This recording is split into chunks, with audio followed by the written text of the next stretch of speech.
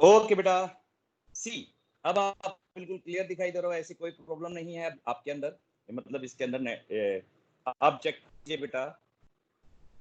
हाँ जी बच्चे, yes sir, दिख रहा है क्लास क्लियरली। क्या अब यस अब सर। विजिबल है बेटा, बिल्कुल क्लियर। ओके बेटा, थैंक यू थैंक यू। एक दो बच्चे बेटा इसमें लॉबी के अंदर मैं उनको एडमिट कर लेता हूँ, फिर आपको क्लियर दिखाई देगा। चलिए कोई बात नहीं। हाँ जी बेटा, देखिए इसमें इस वाले में क्या है फायदा, मेरा भी फायदा हो जाता है एक्चुअली में। क्या है, क्योंकि इसमें क्या होता है, इजी टू राइट होता है, और इसमें क्या है बेटा, आपको नोट्स भी मिल जाएंगे ना, लिखा है नोट्स मिल जाते हैं, और कोई भी आपको डाउट होता है तो आप रीड करके इजीली उस क्वेश्चंस को आप सोल्व भी कर सकते हैं। आपके पास एक रिटर्न प्रूफ भी हो जाता है भी हाँ, फिर मैं कह सकता हूँ कि मैंने आपको ये समझाया था। ठीक है बेटा, चले कोई बात नहीं, शुरू करते बेटा केमिकल काइनेटिक्स। तो केमिकल काइनेटिक्स की जब बात करते हैं, केमिकल का मतलब क्या होता है, केमिस्ट्री, और काइनेटिक्स का मतलब क्या होता है बेटा, यानी रेट ऑफ द रिएक्शन। देखिए बेटा, काइनेटिक्स का मतलब क्या होता है, काइनेटिक एनर्जी जब हम बात करते हैं, समझ गए बेटा, काइनेटिक एनर्जी यानी किसी भी एक रिएक्शन की स्पीड को यानी रेट को क्या करना बेटा, कैलकुलेट करना, इज कॉल्ड केमिकल काइनेटिक्स। तो हम क्या लिखेंगे बेटा, जब इसकी डेफिनेशन शुरू करते हैं तो डेफिनेशन लिखी जाती है, chemical kinetics is the branch of chemistry which deals with the study of which deals with the study of rate of the chemical reaction। Rate का मतलब है बेटा स्पीड से मैं बात कर रहा हूं। रेट का मतलब क्या है बेटा, स्पीड की, कितनी स्पीड से वो रिएक्शन फॉर्मेशन कर रही है किसी भी प्रोडक्ट को, या फिर किसी भी रेट से जब हमारा कोई भी एक रिएक्टेंट क्या हो रहा है, डिकम्पोज हो रहा है। Rate of chemical reaction is, ये हमारी क्या कहलाती है बेटा, केमिकल काइनेटिक्स। और केमिकल काइनेटिक्स में हम साथ साथ में बेटा जब हम बात करते हैं और क्या क्या स्टडी करते हैं, ध्यान से सुनिए। इस केमिकल काइनेटिक्स में हम ये भी स्टडी कर सकते हैं हाउ मच टाइम, मेन तो क्या है बेटा, केमिकल काइनेटिक्स का तो ये काम है। साथ में हम क्या कर सकते हैं, हाउ मच टाइम, जब आपसे डेफिनेशन पूछी जाए तो सिर्फ डेफिनेशन में हमारे पास यही आएगा, ठीक है।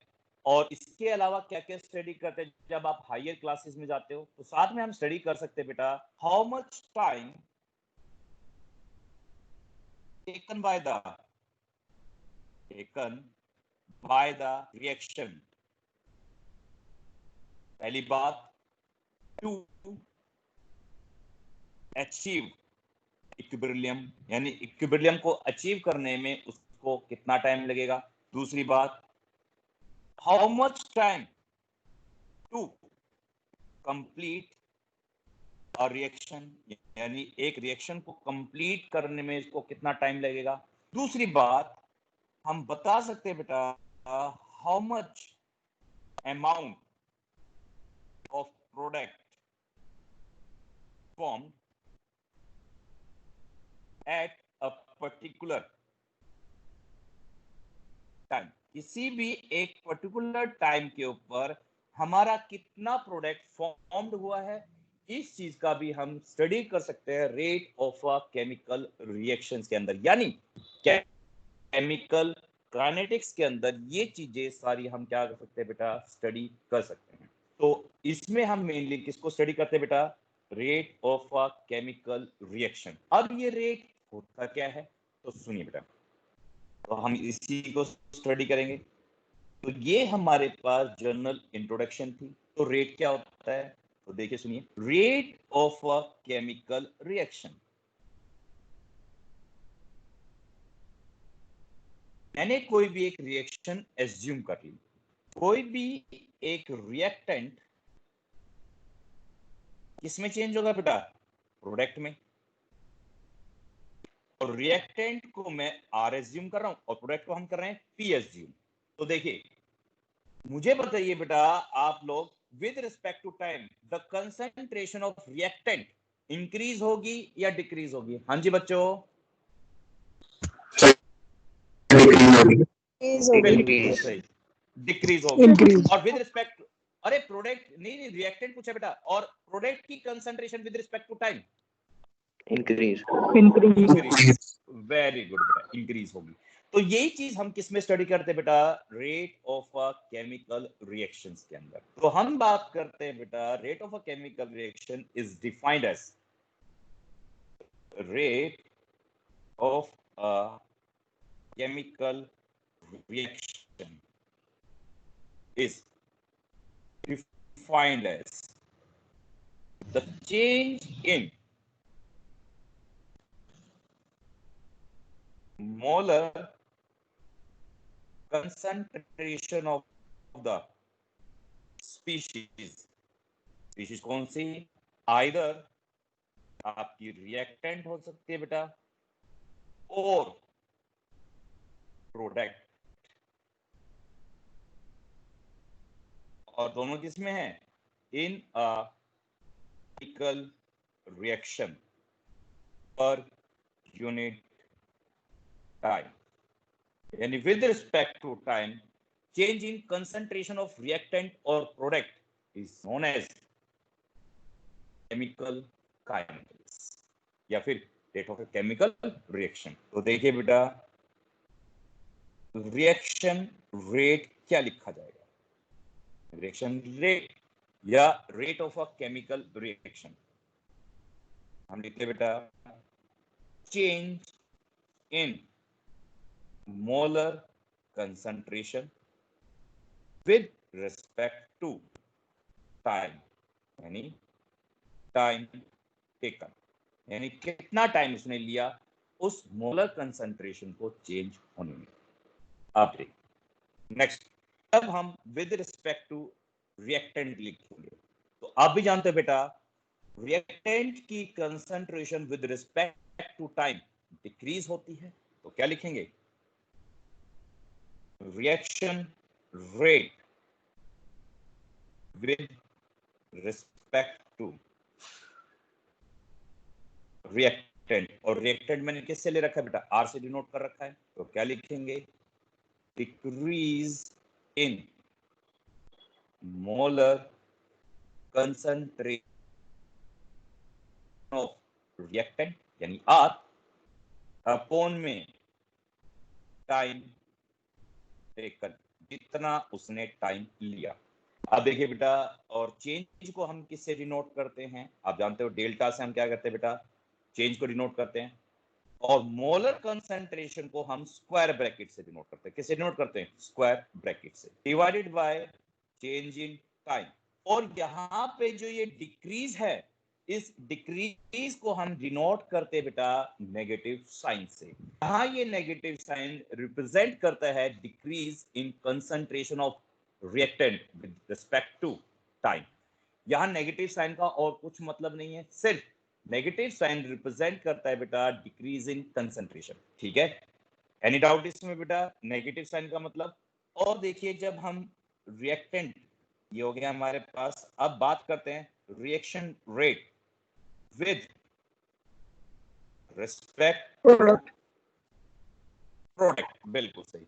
और प्रोडक्ट के लिए बेटा क्या करेगी? इंक्रीज करेगी, increase in molar concentration of product divided by time taken। और देखिए बेटा, आप भी जानते हो concentration of product with respect to time क्या होते हैं? धीरे धीरे इंक्रीज करते हैं, इसलिए इंक्रीज के लिए यहाँ किसका साइन लगा रहे हैं? प्लस का साइन लगा रहे हैं, बिल्कुल सही।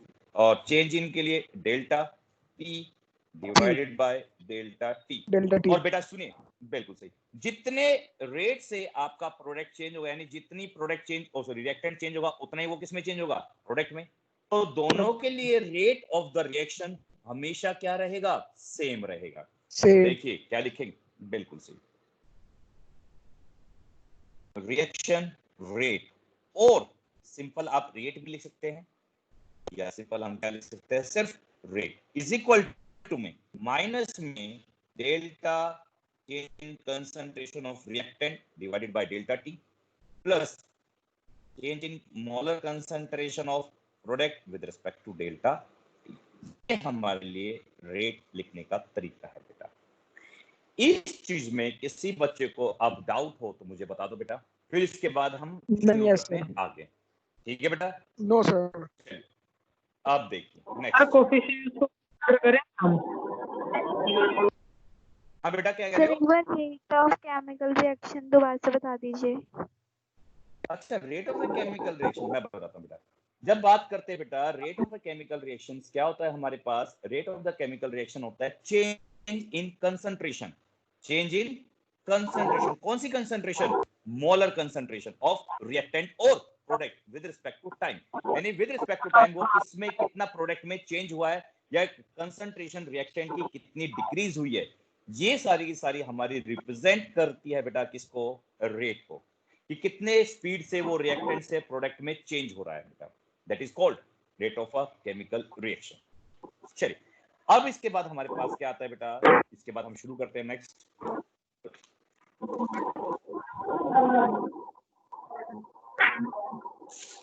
रेट हमारे पास दो टाइप्स के होते हैं। प्लीज एक बार म्यूट कर लीजिए अपना बेटा, फिर नहीं तो आप लोगों को जब रिकॉर्डिंग में आपको व्हाट्सएप करूंगा, क्योंकि आप एक बार नहीं आया दोबारा से, एक बार समझ नहीं आया तो दोबारा से आप रिकॉर्डिंग सुनोगे तो आपको रिकॉर्डिंग में क्लियरली आवाज नहीं सुनाई देगी बेटा।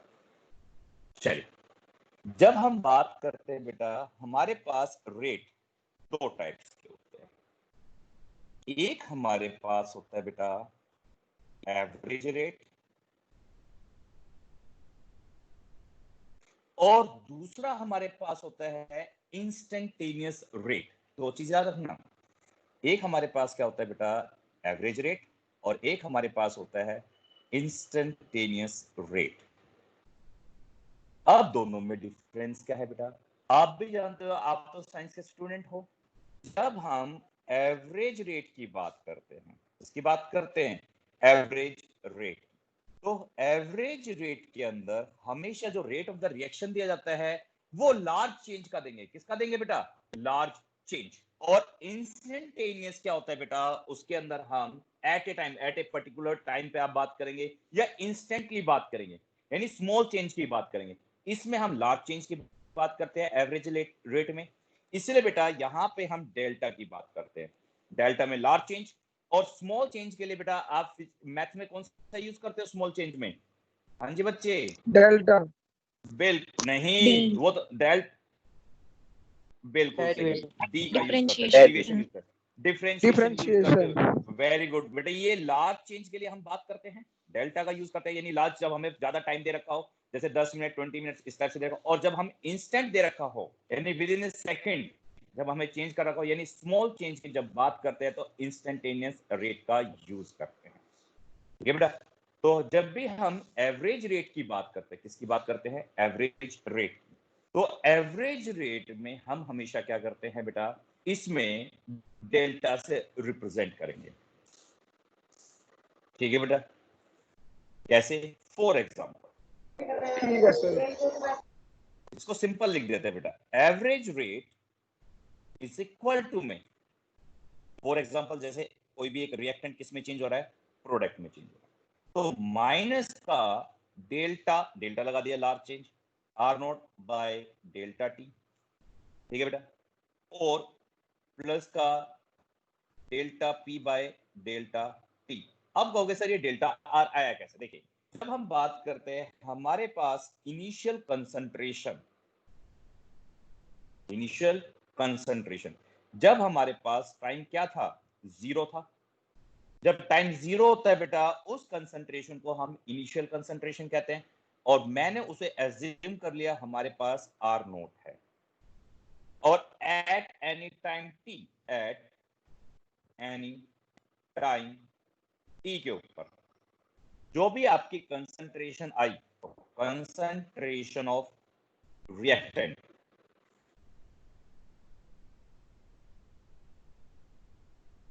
उसको हमने एज्यूम कर लिया, उसको मैंने मान लिया आर। तो देखिए जब हम बात करेंगे चेंज इन कंसंट्रेशन की, ध्यान से देखो,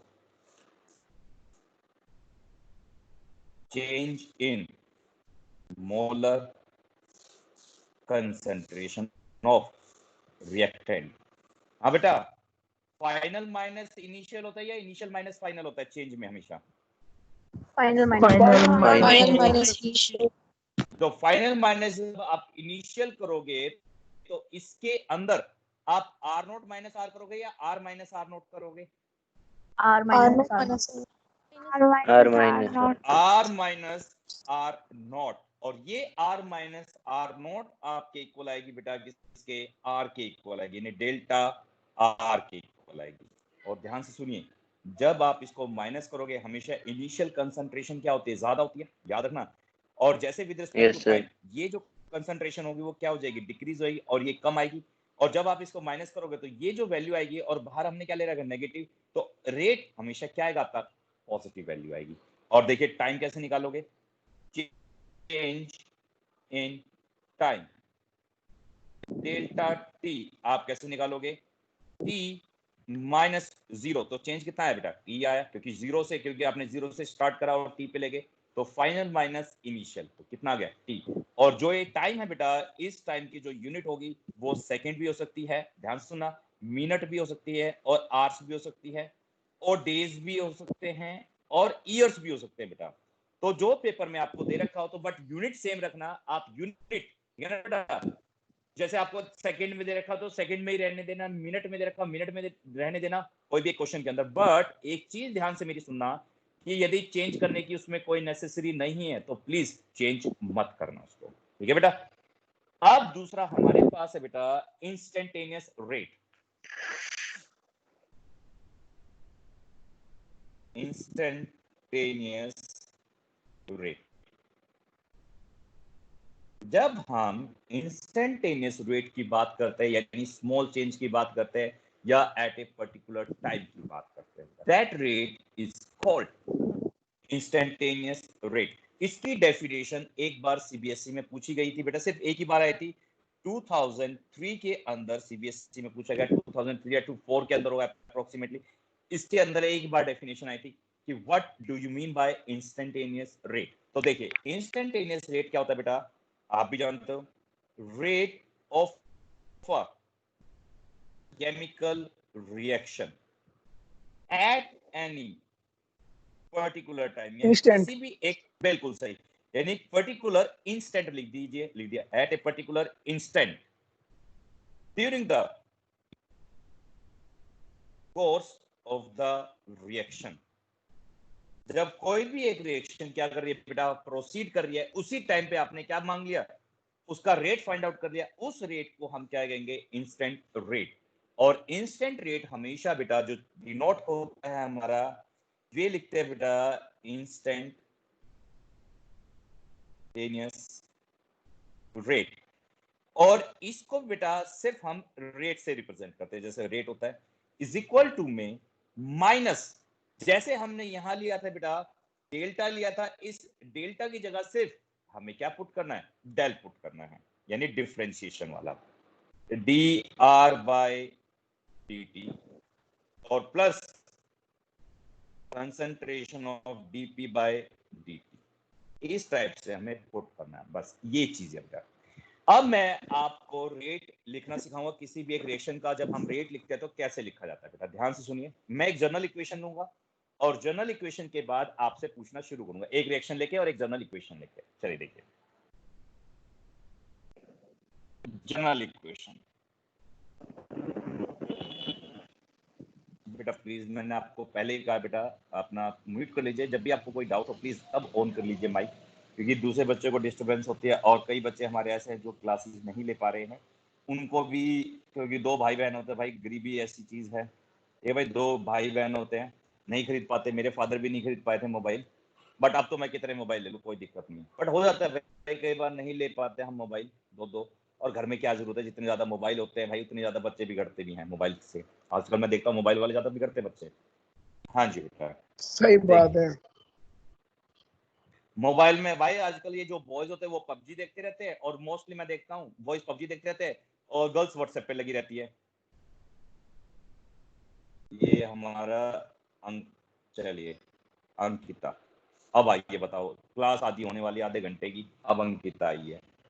हाँ जी बेटा, देखिए जब हम इस रिएक्शन के लिए रेट लिखेंगे तो रेट क्या लिखा जाएगा, देखिए रेट इज इक्वल टू में, आप देखो बेटा ये आपका रिएक्टेंट है और ये पार्ट कौन सा है, प्रोडक्ट। ध्यान से सुना, ये पार्ट हमारा रिएक्टेंट है और ये वाला प्रोडक्ट है।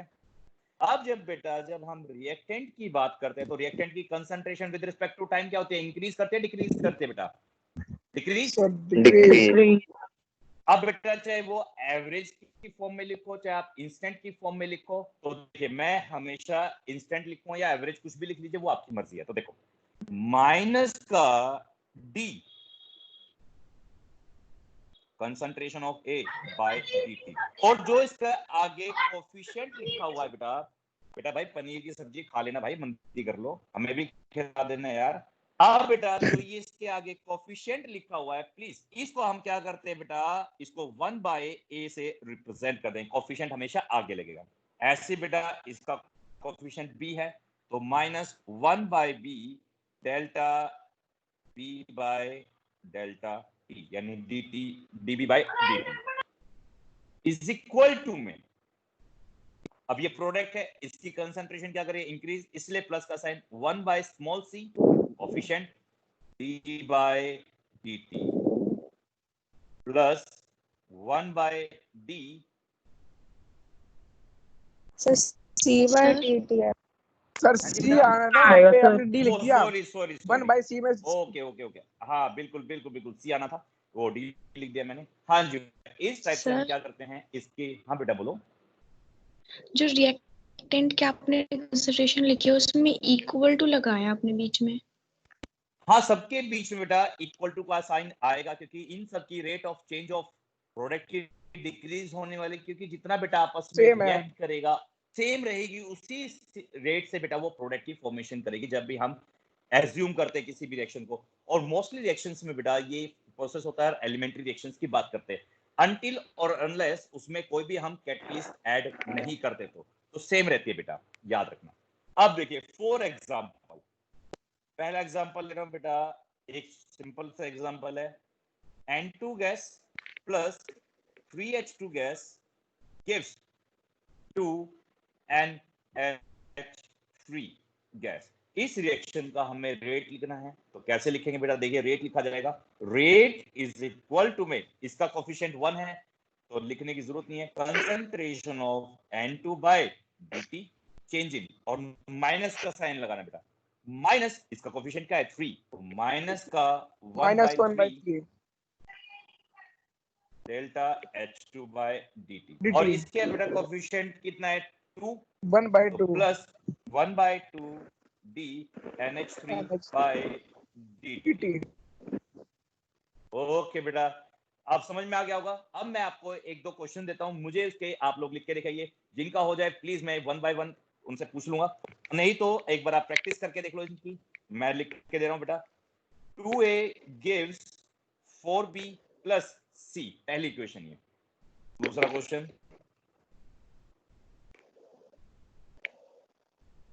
H2 plus O2 gives H2O, इसको बैलेंस करते हैं तो यहाँ पे 2 और इसके आगे भी 2 आ जाएगा, इस टाइप से। चलिए जल्दी कीजिए। प्रिंस बेटा माइक बंद कर लो, शायद आप प्रिंस ही हो बेटा, प्लीज माइक बंद कर लीजिए प्रिंस अपना, हो गया सर। क्योंकि यहाँ कोई बात नहीं, मैं एक्चुअली में नाम मेरे सामने आ नहीं रहा है, स्क्रीन पे बस आपकी वो ओम ओम करके हो गया हर्ष है। ठीक है बेटा, प्लीज अपना हाँ, कोई बात नहीं बेटा, माइक बंद कर लीजिए, दूसरे बच्चों को हो गया बेटा। चलिए मैं एक बार चेक कर लीजिए, मैं लिख रहा हूँ।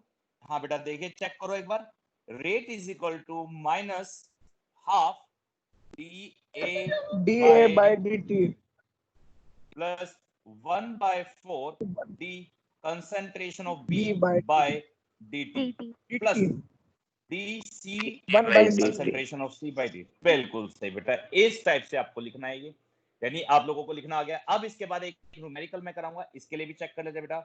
रेट इज इक्वल टू में minus half H concentration of H2 by dt minus T concentration of O2 by dt plus का half concentration of H2O. by dt बेटा। चलिए DT इस टाइप, हाँ जी बेटा, वेरी गुड। चलिए अब मैं एक न्यूमेरिकल आप लोगों को कराता हूँ। उस न्यूमेरिक, हाँ जी बेटा, बोलो बोलो बोलो। सर इसमें रिएक्टेंट्स के स्टेट के उससे कुछ इफेक्ट नहीं होता? नहीं बेटा, इसमें रिएक्टेंट की स्टेट से कोई इफेक्ट नहीं होता, क्योंकि रिएक्टेंट सॉलिड हो, लिक्विड हो या गैस हो, ठीक है बेटा, तो रिएक्शन तो करती है, बट वो उसकी रेट पे डिपेंड कर जाता है कि वो रिएक्टेंट जितना बेटा सॉलिड होगा, गैस होगा, तो गैस वाले जो पार्टिकल्स हैं, जैसे अब ये गैस है, गैस वाला जल्दी रिएक्ट कर जाएगा ये वाला, और जल्दी रिएक्शन टेक प्लेस कर देगी। बट ये जो सॉलिड है, तो ये सॉलिड की रिएक्शन क्या होगी, थोड़ी स्लो होगी, बट रिएक्शन टेक प्लेस करेगी। तो रेट की जो वैल्यू आएगी वो क्या आ जाएगी, कम आ जाएगी, बट रिएक्शन क्या करेगी, टेक प्लेस करेगी। ठीक है, चलिए एक क्वेश्चन मैं आपको समझा देता हूं, फिर एक क्वेश्चन मैं आपसे करवाता हूं। देखो क्वेश्चन ये है, the reaction 3A gives 2B plus C is carried in closed vessel. The rate of, फिर हम बात करते हैं, the initial concentration of A is 0.04 moles per liter, and after 10 seconds, after या 10 minutes लेते हैं, after 10 minutes the concentration of A is 0.03 moles per liter. Calculate. Number 1 rate आपको calculate करना है, दूसरा rate of appearance of B and C, इन दोनों को कैलकुलेट करना है बेटा। हाँ जी बेटा, सबसे पहली बात, जब हम कोई भी एक रिएक्शन लिखेंगे तो इसके लिए हम सबसे पहले क्या लिखेंगे, रेट लिखेंगे बेटा। तो ध्यान से सुनिए, रेट इज इक्वल टू में आपका क्या आएगा, -1/3 dA by dt is equal to में 1/2 dB by dt, और ये प्लस में दोनों के दोनों क्या है, प्रोडक्ट में है, concentration of C by dt, ये हमारे पास इस फॉर्म में आ जाएंगे। तो सबसे पहले मैं इस वाले पार्ट को उठा लेता हूँ, यहां से मैं रेट निकालूंगा, क्योंकि मुझे ये सारी चीज किसकी दे रखी है, एक ही दे रखी है, और हमें जो इनिशियल कंसंट्रेशन दे रखा है वो कितना दे रखा है बेटा, 0.04, और तो हमारे पास आफ्टर टाइम t जो कंसंट्रेशन बची वो कितनी दे दी आपको, 0.03 मोल्स पर लीटर, यानी चेंज आपके पास कितना आ गया, हाँ जी बेटा, डायरेक्टली निकाल सकते हो, 0.01. 0.01 कैपिटल में लिख दो by बेटा, मोल्स पर लीटर, बिल्कुल सही, और टाइम यानी dt आपके पास 10 मिनट्स आ रहा है, ठीक है बेटा।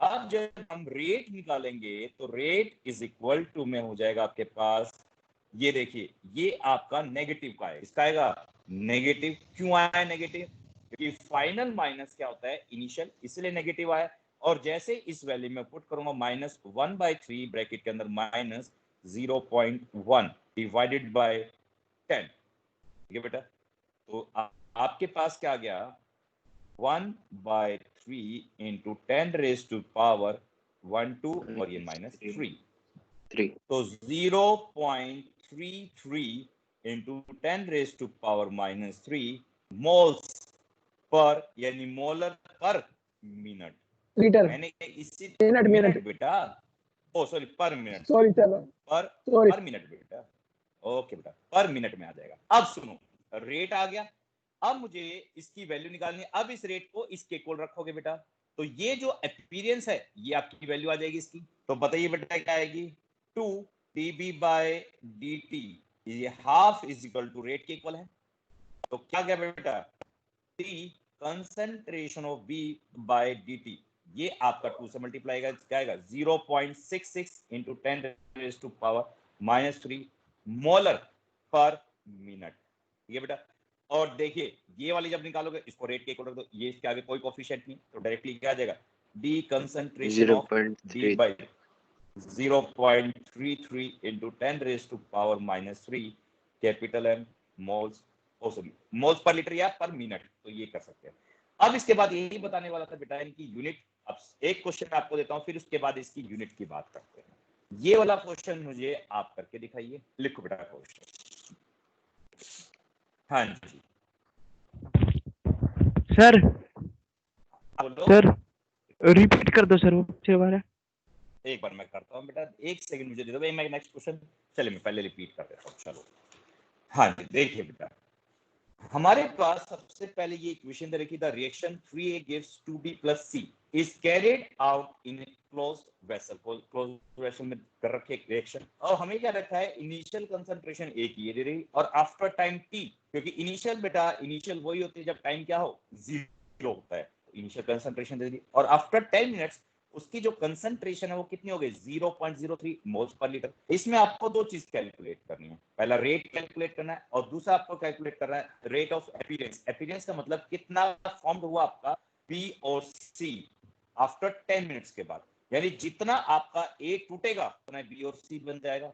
तो हमने उसके लिए रेट लिखा बेटा इस इक्वेशन को देखते हुए, रेट इज इक्वल टू ये प्रोडक्ट है सॉरी रिएक्टेंट है, रिएक्टेंट के आगे क्या था negative 1/3 D A by D T, इसका कोफिशिएंट हाफ 1/2 है तो इसलिए क्या आ गया हाफ, और इसके आगे प्लस का साइन, इसके आगे प्लस का साइन। ठीक है बेटा, प्लस लिखो ना लिखो कोई दिक्कत नहीं, बट नेगेटिव जरूर रिप्रेजेंट करना है। इसका क्या यूज है वो मैं अभी बताता हूं आपको। dB बाई dt हाफ लगा दिया बेटा, dC बाई dt क्योंकि कोफिशिएंट 1 है। अब देखिए आपके पास जो इनिशियल कंसंट्रेशन दे रखे वो कितने 0.04, और लेफ्ट ओवर ये आफ्टर टाइम की जो कंसंट्रेशन है वो कितनी है 0.03 मोल्स पर लीटर। तो देखिए तो ये आपकी इनिशियल और ये फाइनल, और आप भी जानते हो जब चेंज हमें निकालना है क्योंकि ये क्या होता है स्मॉल चेंज स्मॉल टाइम पे, तो हम डी लगा देते हैं। तो क्या है फाइनल माइनस इनिशियल, और फाइनल कितना है 0.03 और इनिशियल 0.04, तो क्या आ गया माइनस का 0.01 मोल्स पर लीटर लिख सकते हैं या कैपिटल एम। चलिए मैं कैपिटल एम की जगह मोल्स पर लीटर लगा दूं, यूनिट बेस सेम है बेटा। और dt इनिशियली टाइम कितना था 0 और कितने के बाद 10 मिनट्स के बाद, तो फाइनल माइनस इनिशियल, और क्योंकि आप भी जानते हो टाइम सेम ही रहना है 10 मिनट्स। तो मैंने क्या करा बेटा रेट निकालने के लिए, क्योंकि ये दोनों सिर्फ r की वैल्यू हमें दे रखी थी यानी किसकी रिएक्टेंट की, तो इससे मैंने इस वाले फॉर्मूले से रेट निकाल दिया। तो रेट इज इक्वल टू में -1/3 कंसंट्रेशन माइनस माइनस प्लस हो गई, उसको सोल्व करके आपके पास ये रेट क्या आ गई। अब मुझे इन दोनों की भी निकालनी है अपीयरेंस, यानी dB बाई dt की वैल्यू निकालनी थी, तो उसके बाद इन दोनों को मैंने कंपेयर कर दिया, और फिर उसके बाद भी निकालना है इन दोनों को कंपेयर कर दिया। तो देखिए half D concentration of B by dt, और ये 2 से मल्टीप्लाई हो जाएगा रेट से, तो क्या आ गया 0.66 into 10 raise to power -3 moles per litre per minute, या कैपिटल एम मिनट एक बस। कैपिटल एम किसको डिनोट कर रहा है बेटा मोलर को रिप्रेजेंट कर रहा है, और मोलर की यूनिट क्या होती है मोल्स पर लीटर। ऐसे बेटा dC बाई dt 0.03, क्योंकि ये इसका कोफिशिएंट 1।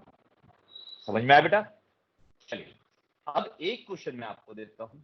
हाँ जी बेटा, एक क्वेश्चन आ रखा है, ये क्वेश्चन आपका 2000 सीबीएसई का जब बता रहा हूँ 2010 सर स्क्रीन नहीं आ रही। क्वेश्चन आ रखा है, आ रही है बेटा आपके नेट सर स्क्रीन ना आ रही। आ रही है बेटा, आ रही है सबके पास जा रही है, बस आपके पास मेरे पास दोबारा चेक करो बेटा। आगे सर। हाँ जी बेटा, वो डिस्कनेक्ट कई बार कनेक्ट कर लिया करो बेटा, कोई प्रॉब्लम हो तो ठीक है ना। चलिए 2000 जब हम बात करते हैं बेटा, ये क्वेश्चन 2010 के अंदर सीबीएसई के पेपर में आया हुआ है। क्वेश्चन क्या है देखिए, क्वेश्चन ये है N2O5 gives 2NO2 plus half O। हाँ जी, तो शॉर्ट में लिख देता हूं, initial concentration of N2O5 is 6.25 into 10 raised to power minus 3 moles per liter, and after 5 minutes, अपनी तरफ से दिया है, after 5 minutes consumption of 5 increase कर जाएगी। जो आप कहोगे वो मैं लिख दूंगा। चलिए मैं लिख दिया 5.25 into 10 raised to power minus 3 moles per liter। आपको कैलकुलेट करना है बेटा, ये पेपर में calculate rate of appearance of या फॉर्मेशन, आपको यहाँ पे फॉर्मेशन दिखा सकता है, इसकी जगह पेपर में फॉर्मेशन दे रखा था, फॉर्मेशन ऑफ N2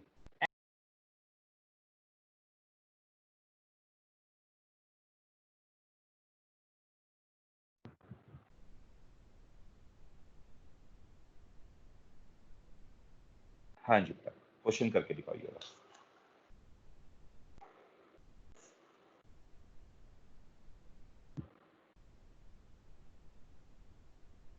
और जिसका होता जाए वो आंसर बताता जाए, मैं लिखता चला जाऊंगा बेटा। तो रेट आ गया। रेट हाँ कितना है रेट बताओ। सर 1 मिनट बता। हाँ कोई बात नहीं, 1 मिनट ले लो, 2 मिनट ले, टाइम ही टाइम है तुम्हारे पास, आराम से लो, मुझे आराम से बताओ।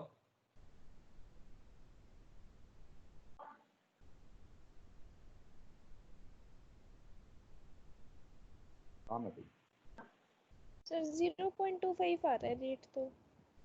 बेटा देखो रेट तो आपका देखो मेरे को नहीं पता, क्योंकि मैंने देखो मैं भी सोल्व नहीं करा, क्योंकि ये सीबीएसई के पेपर और ये अनसोल्ड पेपर होते हैं मेरे पास। जो क्वेश्चन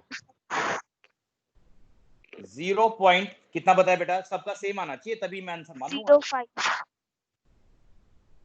0.05 यूनिट, और पावर कुछ आई इसकी 10 की पावर समथिंग समथिंग -3 10 की पावर -3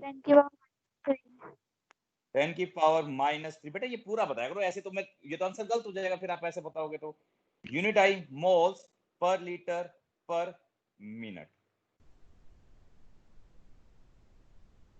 चलिए सबका यही आ रहा है बेटा। सर 0.02 आ रहा है।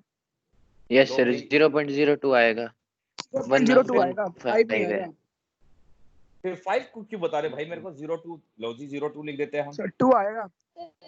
सर सिर्फ 2 आएगा, 0.2 0.2 0.2 आएगा, 0.2 0.2 आएगा भाई। ये तो हाँ। भाई हर बार वैल्यू चेंज कर रहे हो, फिर तो मुझे ही निकालना पड़ेगा। चलिए मैं चेक करने ये आएगा एक बार, फिर मेरे को चेक करना ही पड़ेगा आप लोगों के साथ। चलो रेट जब आप लिखोगे बेटा इस इक्वेशन के लिए, देखो रेट आपने लिखा होगा क्योंकि सिर्फ हमें N2O5 दे रखा है, तो माइनस में D concentration of N2O5 by dt, ये देखो चेक करना साथ साथ मेरे, प्लस का half D concentration of NO2 by dt, और 2 क्योंकि बेटा यहाँ पे जो आपके पास हाफ दे रखा है तो ये ऊपर जाके 2 बन जाएगा, ठीक है बेटा, 2 concentration of O2 bye dt। अब देखिए इनिशियल कंसंट्रेशन देखो कंसंट्रेशन को आप स्क्वायर ब्रैकेट से N2O5 की आपको दे रखी है बेटा 6.25 into 10 raised to power -3। इसको मैं कैपिटल M लिख देता हूं बेटा, इजी रहेगा हमारे लिए भी, इसको बार बार वो मोल्स पर लीटर में ना लिख के इस फॉर्म में लिखना। और आफ्टर टाइम 5 मिनट्स, यानी 5 मिनट्स के बाद concentration of N2O5 5.25 into 10 raised to power -3 capital M। तो बेटा देखिए D आपके पास चेंज N2O5 कितना है बेटा, इन दोनों को माइनस कर दोगे, और जो माइनस करोगे तो क्या आएगा, माइनस का 1.00 into 10 raised to power -3 capital M। और टाइम यानी डेल्टा dt लगा दीजिए, वो कितना है 5 मिनट। अब हमें रेट निकालना है, इसकी वैल्यू इसमें पुट कर दीजिए। देखो माइनस से माइनस क्या हो जाएगा, कैंसिल आउट, तो प्लस आ जाएगा। yes sir, तो रेट आ गया बेटा 1.00 into 10 raised to power minus 3 divided by 5, तो ये आ गया 0.2 तो आया भाई 2 into 10 raised to power minus 3 moles per liter per minute। तो ये हमारे पास आंसर यहाँ नहीं है, 0.2 है। चलिए अब हमें क्या निकालना है बेटा, dNO2 by dt। तो बताइए dNO2 by dt कितना हो जाएगा, 0.2 आ रहा है 0.40 0.1 into 10 की power minus 3। 0.4 into 10 की minus 3 0.4 into 10 raised to power minus 3 moles sir per 4 तो liter। O2 की आएगी। अरे O2 की नहीं आएगी, डिवाइड हो जाएगी। O2 की 0.1 आएगी सर, हाँ O2 की 0.1 into 10 to the power minus 3। minus very good बेटा, yes sir, 0.1 into 10 raised to power minus 3 moles per liter per minute। अब भाई देखो जिसने गलती करी वो क्या कर रहा है, एक्चुअली में वो ये कर रहा है, ये देखो 2 जब हम बात करते हैं बेटा देखो हाफ, reciprocal नहीं, हाँ वही बेटा उसको नहीं समझ में आ रहा। अभी देखो half NO2 by dt is equal to rate है। देखो बेटा अब ये रेट क्या करेगा, ये 2 इसके साथ क्या हो जाएगा, मल्टीप्लाई हो जाएगा, रेट के साथ हो जाएगा, रेट के साथ मल्टीप्लाई। तो क्या आएगा, d concentration of NO2 by dt is equal to में 2 से मल्टीप्लाई हो जाएगा, क्योंकि यहाँ पे डिवाइड में तो इक्वल टू में जाके मल्टीप्लाई में हो जाएगा बेटा, सिंपल सी बात है ये तो इसलिए जो रेट आएगा उसका डबल कर देंगे, इसी वजह से। समझ में आया बेटा ये वाले पार्ट, इसमें कोई डाउट हो तो मुझे बताओ। अब इसका असाइनमेंट ये वाले क्वेश्चंस मैं आपको फॉरवर्ड कर दूंगा जिसको आपको करने हैं, तो इससे थोड़ा सा हम आगे की तरफ अब मूव करते हैं, तो ये वाले क्वेश्चंस आप इजीली कर सकते हो, मुझे ऐसा लगता है। तो मैं आज आपको क्वेश्चन सेंड कर दूंगा, तो आप लोग कर लेना बेटा वे वाले क्वेश्चन, ठीक है ले? और जो भी ना समझ में आए वो प्लीज मुझे बता देना, जिन जिन बच्चों को नहीं समझ में आया ये अभी भी मुझे व्हाट्सएप कर देना, फिर मैं कंटिन्यू करूंगा। अब देखिए बेटा नेक्स्ट जो हमारे पास बेटा, कभी रेट नेगेटिव हो सकता है भाई, रेट तभी नेगेटिव हो सकता है जब रिएक्शन क्या हो, बैकवर्ड डायरेक्शन में ज्यादा हो एज कंपेयर टू फॉरवर्ड, तभी रेट आपका क्या होगा, नेगेटिव होगा, क्योंकि कंसंट्रेशन ऑफ प्रोडक्ट कम हो, रिएक्टेंट क्या हो, ज्यादा हो, ठीक है सर, तभी आपका नेगेटिव होता है। अब देखिए ऐसे कौन कौन से फैक्टर्स है बेटा जो हमारे क्या करते हैं, रेट ऑफ द रिएक्शन को इन्फ्लुएंस करते हैं। फैक्टर्स इन्फ्लुएंसिंग, और मैं आपको बता दूंगा कौन कौन सा टॉपिक आपके इसमें नहीं है, इनमें से मोस्टली हम टॉपिक करेंगे बेटा, तो जो हमारे सिलेबस में दे रखा है। Influencing the rate of the chemical reaction, हाँ जी बेटा, आप बता सकते हो ऐसे कौन कौन से फैक्टर है जो किसी भी एक रेट को, यानी किसी भी एक रिएक्शन को फास्ट कर सकते हैं, स्लो कर सकते हैं। हाँ जी बताइए बेटा। Catalyst, very good, catalyst, temperature, pressure, very, एक सेकंड बेटा, वन बाय वन लिखो। प्रेशर, अरे रुक जाओ भाई, प्रेशर, अरे भाई मुझे लिखना भी है। कैटलिस्ट, टेम्परेचर, और थर्ड है प्रेशर। वेरी गुड, प्रेशर हो गया, और बताइए कंसंट्रेशन, कंसंट्रेशन ऑफ रिएक्टेंट, और दूसरी बेटा फिफ्थ नेचर ऑफ रिएक्टेंट। अब नेचर ऑफ रिएक्टेंट नेचर, थोड़ी देर पहले हाँ जी, सॉलिड, लिक्विड और गैस की जब हम बात करते हैं, ठीक है बेटा, सॉलिड, लिक्विड और गैस की बात करते हैं तब। अब सुनो इनमें से कौन कौन से फैक्टर आपके सिलेबस में नहीं है, जो आपको आगे नहीं पढ़ोगे। कैटलिस्ट आपके सिलेबस में नहीं रहा, ये हट चुका है। टेम्परेचर आपके सिलेबस में है, ये भी नहीं पढ़ोगे, टेम्परेचर भी हट चुका है सिर्फ। और ये जब प्रेशर की बात करते हैं ये शॉर्ट में दे रखा है, उसको हम समझा देंगे। कंसंट्रेशन ऑफ द रिएक्टेंट ये डिटेल में है, और नेचर इसी के अंदर इंक्लूड कर देंगे कंसंट्रेशन के अंदर। चलिए बेटा, तो हम बात करते हैं, शॉर्ट में हम समझ लेते हैं, क्योंकि शॉर्ट में हम कर लेंगे तो कोई दिक्कत नहीं है। तो हम ये जो टॉपिक है कंसंट्रेशन ऑफ द रिएक्टेंट, क्योंकि हमारे पास 10 मिनट बचे, इतना ब्रीफली नहीं कराएंगे, तो शॉर्ट में हम शुरू करते हैं बेटा। कैटलिस्ट, मेरे पास बी सेक्शन, सी सेक्शन और डी सेक्शन के बच्चे हैं अभी इस क्लास में। मुझे बताइए कैटलिस्ट कितने टाइप्स के होते हैं बेटा? 2। वेरी गुड, कौन कौन से बेटा? एक तो ऐसे जो फास्ट रिएक्शन करते हैं और जो लो करते हैं। बिल्कुल, एक या तो रिएक्शन को फास्टर कर दे, या फिर रिएक्शन को स्टॉप कर दे, या फिर स्लो कर दे। आपने ऑर्गेनिक में पढ़ा बेटा, कुछ हम क्या करते हैं, कई बार मेरे मुंह से सुना होगा आपने, हमने इसमें पॉइजन डाल दिया। बेटा जो रिएक्शंस को स्लो कर देते हैं या स्टॉप कर देते हैं, उन्हें या तो पॉइजन कहा जाता है या फिर उन्हें इनहिबिटर्स कहा जाता है। जो रिएक्शंस को क्या कर देते हैं, स्लो कर देते हैं, उन्हें पॉइजन्स या इनहिबिटर्स कहते हैं। देखिए फॉर एग्जांपल मैं एक रिएक्शन आपको कराता हूं, मैंने ऑर्गेनिक में भी कराया था आपको। जब हम इस टाइप से, मैं इसकी बात करता हूं, NH2 या उसकी बात करते हैं, OH की बात करते हैं। अब देखिए फिनोल है, जब आप फिनोल का आप ब्रोमिनेशन कराते हो या इसको ब्रोमीन वाटर के साथ ट्रीट कराते हो, तो ये ब्रोमीन वाटर एक पोजीशन पे लगने की बजाय किस पे अटैक कर जाती है, तीनों पोजीशन पे।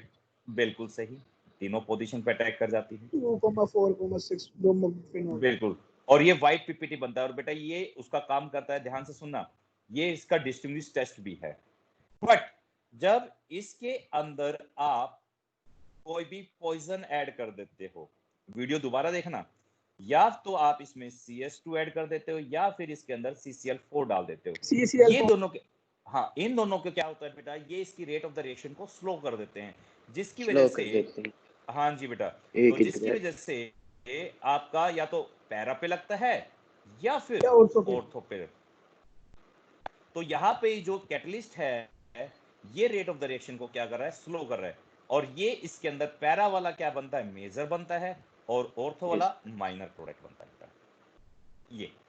और बेटा कैटलिस्ट जो रेट ऑफ द रिएक्शन को फास्ट करते हैं उन्हें प्रोमोटर्स कहा जाता है। और मोस्टली बेटा हम रिएक्शंस में, बिल्कुल से, जैसे निकल हो गया, हाइड्रोजन हो गया, बिल्कुल सही, तो ये रेट ऑफ द रिएक्शन को क्या करते हैं, फास्ट करते हैं। और मोस्ट ऑफ द रिएक्शंस में रिएक्शन फास्ट होती है, तो इसीलिए हम कैटलिस्ट कहते हैं बेटा रेट ऑफ द रिएक्शन को क्या करते हैं, फास्ट करते हैं। अब दूसरा जो फैक्टर नहीं पढ़ना तो इसे शॉर्ट में पढ़ लेते हैं। जो दूसरा फैक्टर है बेटा वो है हमारे पास टेम्परेचर। ध्यान से सुनो, जब हम टेम्परेचर को इंक्रीज करते हैं बेटा, और टेम्परेचर इंक्रीज करने की वजह से क्या होता है, शॉर्ट में बता देता हूं, टेम्परेचर जब हम इंक्रीज करते हैं तो kinetic energy of the molecules, कौन से मॉलिक्यूल्स, रिएक्टेंट, इंक्रीजेस। और जब इंक्रीज करेगी तो इनकी जो कोलिजन फ्रीक्वेंसी है, यानी टकराने की फ्रीक्वेंसी ज्यादा होगी, कम होगी, ज्यादा। और जब कोलिजन ज्यादा इफेक्टिवली कोलाइड करेंगे बेटा तो प्रोडक्ट इफेक्टिवली ज्यादा बनते हैं। जितना ज्यादा फ्रीक्वेंसी से वे एक दूसरे के साथ कोलाइड करेंगे उतना ही ज्यादा क्या बनेगा, मोर प्रोडक्ट फॉर्मेशन होगी बेटा। यानी टेम्परेचर इंक्रीज करने पे मोस्ट ऑफ द रिएक्शंस क्या करती है, इंक्रीज ही होती है। और ये हमने स्टडी किया है बेटा, इसके अंदर every 10 degree rise in the temperature, rate of the reaction nearly to be, जब हम बात करते हैं बेटा nearly to be double, rate of the reaction क्या हो जाता है, mostly double हो जाता है इसके अंदर। ठीक है बेटा, ये यदि हमारे सिलेबस में होता टेम्परेचर तो मैं आपको बताता कैसे डबल होता है, बट हमारे सिलेबस से हट चुका है। हाँ जी बेटा, नेक्स्ट बात करते हैं, थर्ड है हमारे पास नेचर ऑफ रिएक्टेंट।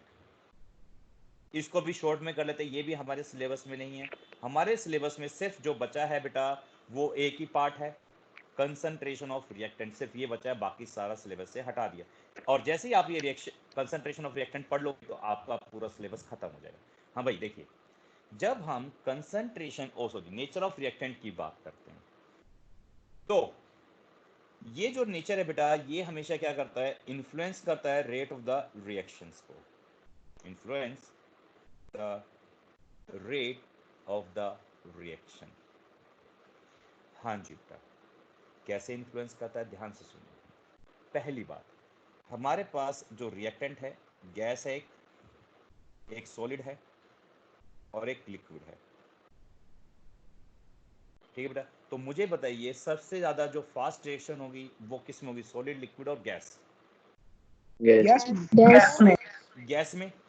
अब हमारे पास गैस में, आपको पता लग गया सबसे फास्ट गैस में होगी। अब दोनों की दोनों गैस में हैं, तो गैस में बेटा वो रिएक्शन फास्ट करेगी जो क्या होगी, जो मोस्ट अनस्टेबल होगी।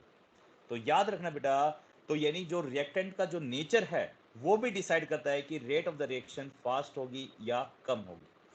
ठीक है बेटा, और दूसरा, जब आप प्रेशर अप्लाई करोगे, आपने पढ़ा था हेनरीज लॉ, पढ़ा था बेटा हेनरीज लॉ? Yes sir. हाँ सर। जब हम हेनरीज लॉ की बात करते हैं, जब प्रेशर इंक्रीज करते हो तो मुझे बताइए कॉलिजन ज्यादा होगा या कम होगा प्रेशर इंक्रीज करने पे? ज्यादा। डिक्रीज। ज्यादा होगा।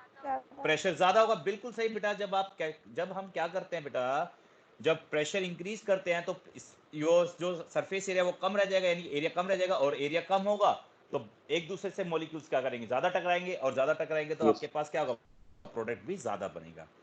ठीक है बेटा, ये चीजें हमारे पास है। ये सारे फैक्टर हमने पढ़ लिए, प्रेशर भी पढ़ लिया हमने। यानी प्रेशर इंक्रीज करने पे लास्ट हम बात करते हैं fourth, on increasing pressure rate of the reaction increases. अब मुझे बताइए सबसे ज्यादा जो प्रेशर का जो इफेक्ट है वो सॉलिड पे होता है, लिक्विड पे होता है, या गैस पे होता है बेटा? Solid gas. अरे Yes. गैस पे होता है, सॉलिड पे होता नहीं। ध्यान से सुन, मैं जब हम बात करते हैं सॉलिड को, किसी भी सॉलिड को दबा के देखियो, प्रेशर करियो, उस पर इफेक्ट का सबसे कम होता है। गैसेस के ऊपर प्रेशर का सबसे ज्यादा इफेक्ट होता है। तो प्रेशर का ठीक है। जब भी इफेक्ट हम स्टडी करेंगे बेटा, तो ये आप गैसेस के अंदर करोगे। इसके अंदर करोगे, गैसेस के अंदर। तो गैसियस मॉलिक्यूल्स पे प्रेशर का सबसे ज्यादा इफेक्ट होता है, और प्रेशर का इन करने पे रेट ऑफ द रिएक्शन क्या हो जाती है, इंक्रीज कर जाती है बेटा। हाँ जी। जो लास्ट हमारे पास बचा है बेटा, वो बचा है कंसंट्रेशन ऑफ रिएक्टेंट। तो हम क्या कहते हैं बेटा, इसको हम शॉर्ट में पढ़ लेते हैं और नेक्स्ट क्लास में पूरा डिटेल में हम स्टडी करेंगे। क्या चीज है कंसंट्रेशन ऑफ रिएक्टेंट? अब चलिए, ये लाइट होता जा रहा है पेन, इस पेन को हम चेंज कर लेते हैं ब्लैक से। ये कैप लगा देते हैं, यहीं कहीं होगी। हाँ जी, ये हाँ जी बेटा, कंसंट्रेशन ऑफ रिएक्टेंट। अब ध्यान से सुनो, जब मैं कंसंट्रेशन रिएक्टेंट की बढ़ा दूंगा, ध्यान से सुनिए, कंसंट्रेशन क्या करेंगे, रिएक्टेंट की बढ़ा देंगे, तो मुझे बताइए कि rate of the reaction increase करेगा या डिक्रीज करेगा? इंक्रीज। इंक्रीज। याद रखना बेटा, जब भी बेटा ये इसके डायरेक्टली प्रोपोर्शनल होता है। जितना ज्यादा आप करोगे स्टार्टिंग में रिएक्टेंट की, जितनी ज्यादा कंसंट्रेशन होगी रिएक्टिंग स्पीशीज की, अकॉर्डिंगली मैं पहले बता रहा हूं, और रिएक्शन फॉरवर्ड डायरेक्शन में जा रही है, तो वो उतनी रेट से क्या करेगी, प्रोडक्ट को फॉर्मेशन करेगी। और इसको हम डिटेल में पढ़ेंगे बेटा नेक्स्ट क्लास में। उससे पहले, क्योंकि यहीं से शुरू करूंगा कंसंट्रेशन ऑफ रिएक्टेंट, उससे पहले एक टॉपिक और रह रहा है हमारे पास, फिफ्थ पॉइंट, सरफेस एरिया। ये आपने नहीं बोला बट मैं आपको बता देता हूं, सरफेस एरिया। अब बेटा सुनिए ध्यान से, एक आप सर सरफेस एरिया आएगा? नहीं, सरफेस एरिया भी हमारे सिलेबस में नहीं है देखो, पर एक टॉप पॉइंट तो है। सरफेस एरिया की बात करते हैं बेटा, जितना ज्यादा सरफेस एरिया होगा रिएक्शन उतनी ज्यादा होगी या कम होगी? ज्यादा। ज्यादा होगी सर। चलिए ध्यान से सुनो बेटा, कई बच्चों ने मेरे को बोला है कम, तो मैं एक बार एक्सप्लेन कर देता हूं, ध्यान से सुनना। एक आपने बेटा दूध ले रखा है, देखो एग्जांपल के तौर पे बता रहा हूं, फिर उसके बाद रिएक्शन के ऊपर आऊंगा, हम केमिकल रिएक्शन की बात करते हैं। एक दूध आपने ले रखा है बेटा, दूध का एक ग्लास लिया, उसको दो ले लिया अपने ग्लास। एक को क्या करा है, एक दूध को आपने थाली में डाल दिया, थाली का सरफेस एरिया ज्यादा हो गया, और एक आपने ग्लास में रख दिया इसमें। तो मुझे बताइए किसका जो एक्सपोजर है, सरफेस एरिया किसका ज्यादा होगा, थाली का या ग्लास का? थाली का ज्यादा होगा। और दूध सबसे जल्दी किस में ठंडा होगा, यानी रिएक्शन जो टेक प्लेस करी सबसे ज्यादा किस में हुई, थाली के अंदर। यानी सरफेस एरिया जितना ज्यादा होगा बेटा, रिएक्शन उतनी ज्यादा होगी। अब देखो दूसरा एग्जांपल मैं बताता हूं, आपने एक जिंक लिया और जिंक की अमाउंट कम रखी, उसको HCl में डाला, और एक मैंने जिंक की लार्ज कंसंट्रेशन ले ली, तो मुझे बताइए हाइड्रोजन गैस किस में निकलेगी, कम अमाउंट में निकलेगी या ज्यादा अमाउंट में हाइड्रोजन गैस निकलेगी, जिसमें जिंक कम डाला उसमें? या बिल्कुल सही बेटा, जितना ज्यादा जिंक ज्यादा डालेंगे, यानी जितनी ज्यादा रिएक्शन में आप जिंक डालोगे, यानी जितनी ज्यादा रिएक्टेंट की कंसंट्रेशन इंक्रीज करोगे, देखो यहाँ पे भी आ गया, यानी जिंक की जितनी ज्यादा कंसंट्रेशन हम इंक्रीज करते जाएंगे, उतनी ज्यादा आपका प्रोडक्ट फॉर्मेशन होता जाएगा। तो बेटा ये कंसंट्रेशन पे रिएक्टेंट की डिपेंड करता है। यहाँ से समझ में आया बेटा, कंसंट्रेशन ऑफ द रिएक्टेंट, जितनी ज्यादा जिंक डालते जाओगे HCl के अंदर, यानी एक्सेस में ले रखा है आपने HCl, जिंक डालते जाओगे तो उतना ज्यादा प्रोडक्ट फॉर्मेशन होता चला जाएगा। तो रेट ऑफ द रिएक्शन क्या करेगी, इस पे भी डिपेंड करती है। चलिए तीसरी और चीज, लास्ट एंड फाइनल, ये भी आपने नहीं बताई, सनलाइट। ये आपने ऑर्गेनिक में भी पढ़ रखी है, सनलाइट। जब भी किसी भी लाइट को हम रिएक्शन को सनलाइट में करते हैं तो रिएक्शन फास्ट होती है, स्लो हो जाती है बेटा? फास्ट। बिल्कुल सही। यानी most of the reaction when carried out in the presence of sunlight it will take the energy, यानी टेम्परेचर इंक्रीज हो जाएगा। अब टेम्परेचर इंक्रीज होगा तो रेट ऑफ द रिएक्शन क्या कर जाएगी, इंक्रीज कर जाएगी बेटा। इसमें कोई डाउट हो अब बताइए मुझे, आज के जो टॉपिक में डाउट है तो मुझे बता दीजिए। और कल से हम जो शुरू करेंगे बेटा वो होगा कंसंट्रेशन ऑफ द रिएक्टेंट। कैसे डिपेंड करती है, यानी हम पूरा लिख देते हैं, dependence of rate on concentration. हाँ जी बेटा, अब मुझे बताइए अभी तक जो आपने स्टडी किया है, जो मैंने आपको बताया, उसमें कोई डाउट? No sir. ओके बेटा, नो सर। तो आप जो मैं न्यूमेरिकल आपको हाँ, व्हाट्सएप सर। करूंगा बेटा, व्हाट्सएप करूंगा न्यूमेरिकल, वो न्यूमेरिकल कर लोगे आप लोग? Yes sir. यानी वो Yes, sir. इसी के ऊपर Yes, बेस्ड sir. होंगे बेटा। वे लगभग आपके पास 5 से 6 न्यूमेरिकल्स होंगे, ज्यादा नहीं भेजूंगा, 5 से 6, यानी मैक्सिमम इसके अंदर जो अनसॉल्व्ड क्वेश्चन है वो 8 है। ये 8 छह चैप्टर क्वेश्चन आप कितने लोग, नंबर का है? ये चैप्टर बेटा आपका जो हम बात करते हैं, सुनना ध्यान से, मैं बता देता हूं आपको। जो हमारे पास चैप्टर नंबर, देखिए मैं बताता हूं आपको, चैप्टर नंबर 1 है, 2 है, 3 है और 4, ये चारों चैप्टर, ये टोटल मिला के बेटा आपके ये जो चैप्टर है, देखो पहला चैप्टर ये 5 + 5 + 4 + 5, टोटल कितने हो गए, 19 मार्क्स। ये 4 चैप्टर अकेले 19 मार्क्स के हैं। यदि इसमें चैप्टर नंबर 5 भी आप इंक्लूड कर लेते हो, ठीक है बेटा, इसके अंदर हम चैप्टर नंबर 5 भी इंक्लूड कर लेते हैं, तो चैप्टर नंबर 5 आपका 4 मार्क्स का है, तो 4 ऐड कर लेंगे तो कितना हो गया, 20, कितना हो गया भाई, 23 मार्क्स का। 23। मतलब ये पहले 23। 3 चैप्टर, और जो आपने अभी तक करा है बेटा, ध्यान से सुना, चैप्टर नंबर आपने 10 कर लिया, 11 करा है, 12, 13 और 14, ठीक है बेटा। ये आपका haloalkanes, haloarenes, aldehyde ketones और अल्कोहल वाला, एल्डिहाइड कीटोन्स और एमीन्स वाला, और ये बायोमोलिक्यूल्स। बायोमोलिक्यूल्स आपका 3 नंबर का चैप्टर, ये 5, ये 5, ये 5 और ये 4, 15 जब हम बात करते हैं तो कितना हो भाई, 15 और 22 नंबर ये हो गए। 22।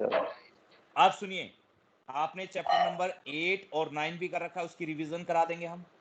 8 और 9 जो आपने करा है बेटा, ये 8 चैप्टर आपका 5 नंबर का और 9 भी 5 नंबर का है, तो ये 10 नंबर का चैप्टर हो गया। तो अभी तक आपने 10 नंबर का एक कर लिया, 22 नंबर का एक कर चुके हो, 1, 2, 9 नंबर का एक कर लिया, तो ये 11 हो गए, और ये आपके पास 41 मार्क्स का आप चैप्टर कर चुके हैं। अब जो चैप्टर रह गए आपके पास, सुनिए, इसके बाद 4th हमारा चल रहा है, फर्स्ट चैप्टर रह गया आपके पास, 5th चैप्टर, 7th, और बस यही 3 चैप्टर रह गए भाई। यस और सर। क्या? Yes sir. वैसे 3 चैप्टर, ये 3 चैप्टर रह गए बेटा। फिर इसके बाद क्या करेंगे 3 बेटा चैप्टर हटा हम? दिए। हाँ जी, 3 चैप्टर हटा चुके हैं, बट वैसे तो मैंने 15 भी 16 भी वो आपको वीडियो सेंड कर दी, बहुत सिंपल चैप्टर थे, बट उन्होंने हटा दिए, और यहाँ से छठा चैप्टर भी पूरी तरह से हटा दिया। तो इसके अंदर से बेटा ये भी चैप्टर आपका 3 ज़्यादा क्लासेस का नहीं है, ये चैप्टर भी जो रेट आपने जब खत्म कर लिया, ये रेट खत्म कर लोगे तो ये कल हम रेट खत्म करा देंगे, एक क्लास का ये, और एक क्लास में थोड़ा सा एक्स्ट्रा न्यूमेरिकल्स करा देंगे, तो ये इस वीक में, मतलब इस वीक में ये चैप्टर भी खत्म हो जाएगा। बस नेक्स्ट वीक में जो कराएंगे आपको, मैं सबसे पहले कराऊंगा फर्स्ट चैप्टर, उसके बाद ये वाला पी ब्लॉक, क्योंकि पी ब्लॉक क्या है बेटा, थोड़ा सा मुश्किल है, इसलिए थोड़ा टाइम खींचेगा ये। पी ब्लॉक को हमारे पास कई सारे ग्रुप्स है, तो इजी वाले कराते हुए इस करके, और ये जो 5वां चैप्टर है ये थोड़ा सा बेकार चैप्टर है, तो 5वां चैप्टर हम कभी और किसी मतलब कर लेंगे, धीरे धीरे कर लेंगे बेटा, क्योंकि बहुत बेकार चैप्टर है ये, ठीक है ना इसका सिलेबस कब तक खत्म हो जाएगा? बेटा? सिलेबस देखते हैं, मोस्ट प्रोबेबली अक्टूबर की एंडिंग तक खत्म कर देंगे आपका, रिवीजन के साथ कह रहा हूँ। खींचेगा बेटा ये पी ब्लॉक चैप्टर है ना, ये पी ब्लॉक, ये आपका जो हमारे पास ये ग्रुप, इसके अंदर 15 आते हैं, 16 आते हैं और 17 और 18, ये सारे ग्रुप्स है बेटा इसके अंदर। तो एक ग्रुप ये एक दिन का, तो सर ये वाला चैप्टर 2 क्लासेस का, सर इसमें से कुछ ये रिमूव वाला नहीं हुआ 2 अभी क्लासेस चैप्टर में का से? ना बेटा, इनमें से इतना कुछ रिमूव नहीं है, मैं बता दूंगा। जैसे ऑर्गेनिक में याद रखना, ऑर्गेनिक में से कुछ भी रिमूव नहीं हुआ आपका। मैं एक बार बेटा ये रिकॉर्डिंग ऑफ कर देता हूँ, पहले रिकॉर्डिंग ऑफ करो।